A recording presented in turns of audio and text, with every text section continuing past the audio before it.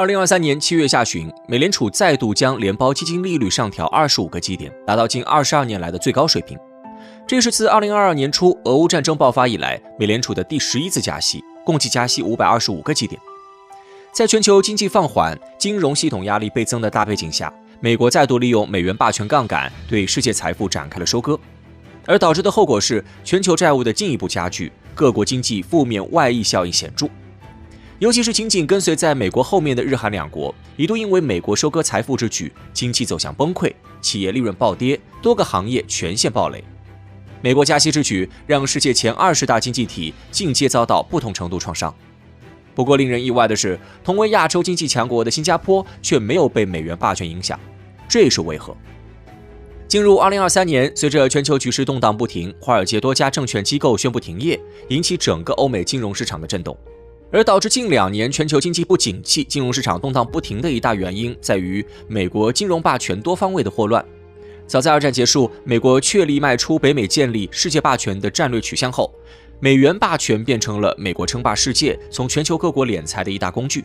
裹挟着2战的余威，一跃成为全球唯2超级大国的美国，开始将美元全方位扑向全球市场。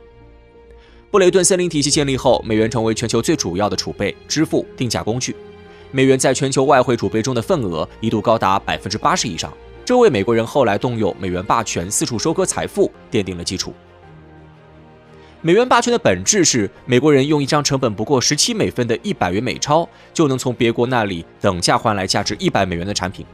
正如戴高乐所披露的那样，美国人享受着美元带来的特权和无需计较代价的赤字，用一堆废纸从其他人那里抢来资源和产品。在布雷顿森林体系的推动下，美元深深融入了国际交易体系中，也让收割世界财富成了美国人的日常操作。从最开始的黄金美元，到后来的石油美元，再到现如今新兴的债务美元，美国人想方设法地利用一切手段，动辄封禁其他国家资产，操纵别国货币汇率波动，严重影响了各国货币市场稳定的同时，还维持了美元的超然地位。利用美元的扩张周期，大规模超量印发美元，美联储可肆意助推全球资产泡沫，实现对全球资本的繁荣收割。当货币紧缩周期出现，美国又可以通过制造债务陷阱，将自身经济风险转嫁出去，对其他国际实现深度财富收割。半个多世纪以来，美元霸权早已成为收割世界财富、祸乱全球经济的根源。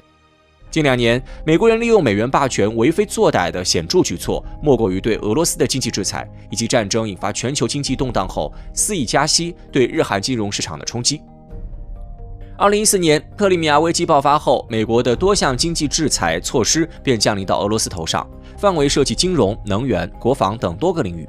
从2017年开始，美国又以俄罗斯干扰美国选举、恶意网络攻击等原因为由，再度对俄采取多轮单边金融制裁，包括限制金融机构购买俄国债、冻结俄罗斯海外资产。再到2022年2月，随着俄乌战火燃起，前所未有的全方位制裁措施降临到俄罗斯头顶，包括冻结俄金融机构资产、限制俄罗斯使用各国外汇进行交易、将其踢出 SWIFT 系统等等。美国人肆无忌惮地对俄罗斯制裁，直接引发全球金融市场的剧烈波动，再加上持续至今的俄乌战火席卷全球的疫情，导致世界经济进入萧条期。而这种萧条也深深影响着美国。为转嫁国内经济风险，减轻民众不满，操控美元霸权的美国人紧接着又采取了疯狂加息行为。从战争爆发以来，美联储连续加息20多次，利率攀升至新世纪以来的最高峰。通过零成本的加息行为，美国人成功将风险转嫁到国际市场，自己轻松脱身的同时，将沉重的负担甩给了整个世界。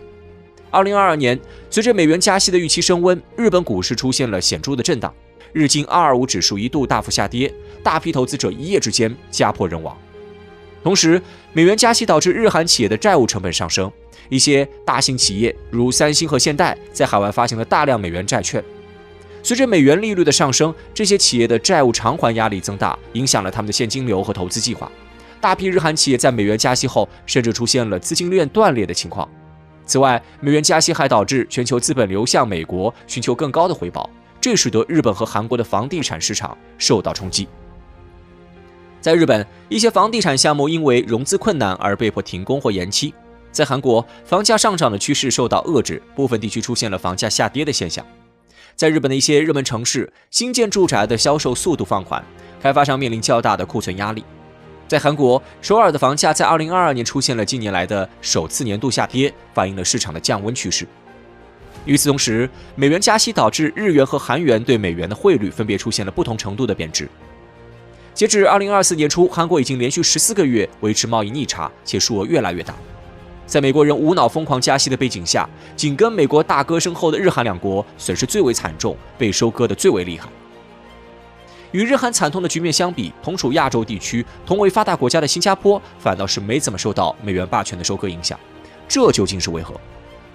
其实不单单是新加坡，在此轮美元霸权出来作妖的情况下，整个东亚、南亚地区国家除了日韩之外，普遍受影响较小。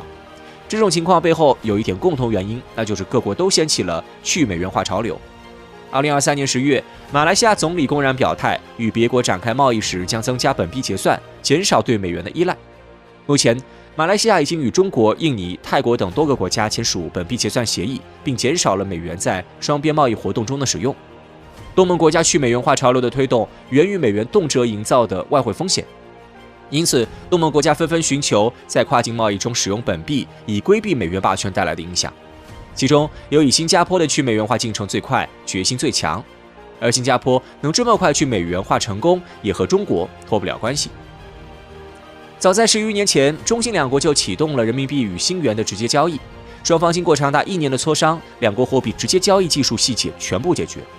2013年3月，中国人民银行与新加坡签署了本币互换协议，将原本的货币互换规模从1500亿人民币提高到3000亿人民币，有效期3年。同年4月，两国签署人民币业务合作备忘录，5月正式启动人民币清算服务，新加坡成为中国境外首个离岸人民币清算中心。在新加坡，去美元化潮流已经成为普遍共识。如新加坡前外长杨荣文所言，美元对我们而言就是诅咒。新加坡对美元霸权的痛恨和排斥可见一斑。在新加坡人众志成城的去美元化努力下，此次美元霸权收割自然没有对其造成严重伤害。一直以来，美元都是全球最重要的储备与定价货币。然而，一次次的金融危机和地缘政治事件已经揭示，过度依赖美元势必会被美国人疯狂收割财富、转嫁风险。近2年日韩的悲惨遭遇就是最好的证明。好在，随着美元霸权问题的逐渐凸显，越来越多国家看清了美元霸权的本质，纷纷掀起去美元化潮流。尤其是新加坡，早在10几年前便开始筹划减少对美元的依赖，这才在美元不断加息的背景下幸免于难。未来必将会有越来越多的国家开启去美元化潮流，而美国人借以收割世界财富的工具也必将迎来解体。